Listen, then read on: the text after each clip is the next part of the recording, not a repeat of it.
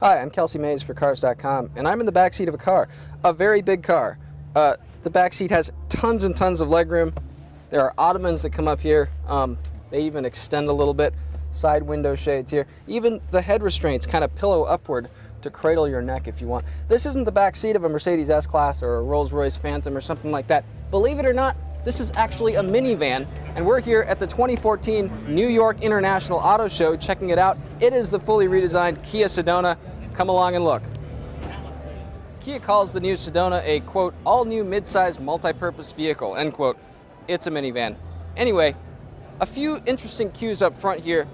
Horizontal headlights replace kind of the vertical ones on the outgoing Sedona. Grille kind of stays the same, little bit of indentations on the upper and lower sections. A very unique grille on SX and SXL versions. Those are the two upper trims. They also get interesting bumper work here, some chrome around the fog lights, which are differently shaped here. Wheels measure 17, 18, or all the way up to 19 inches in diameter. That, incidentally, is the largest wheel you can get on a minivan. Tell the other parents that at soccer practice. Get around back, not a whole lot going on there. Even most minivan makers try to stylize the rear a little bit, whether it's the Honda Odyssey with its kind of robotic look or the Toyota Sienna with kind of its fanned out taillights. Not a whole lot going on here. Not sure why Kia didn't do more.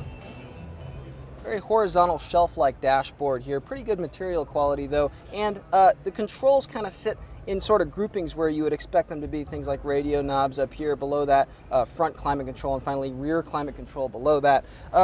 Big issue here is the center tunnel. Now, a lot of minivans kind of clear out this space. You have a lot of storage here on the floor. Not so much in the Sedona. They put the gear shift down here, which is kind of an unusual location for a lot of minivans.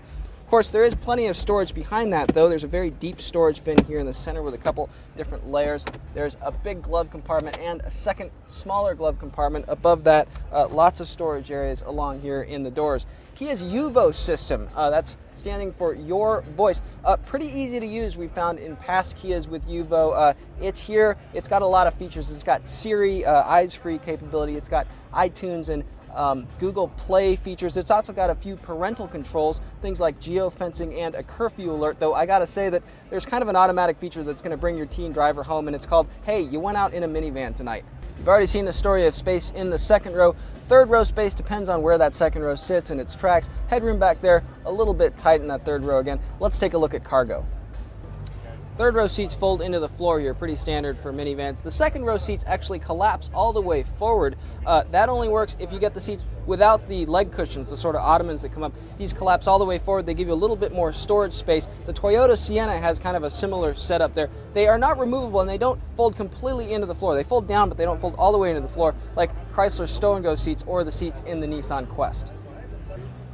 The outgoing Sedona was one of the least expensive minivans you could buy, but that didn't seem to increase its appeal very much. In 2013, for every one shopper who bought a Sedona, more than 18 shoppers bought a Honda Odyssey. The redesign should help bump up Kia in the minds of family shoppers looking for minivans, but time will tell whether they can catch up with the big guys, and a lot of that will depend on pricing, which Kia should unveil closer to the Sedona's on-sale date this fall, so stay tuned.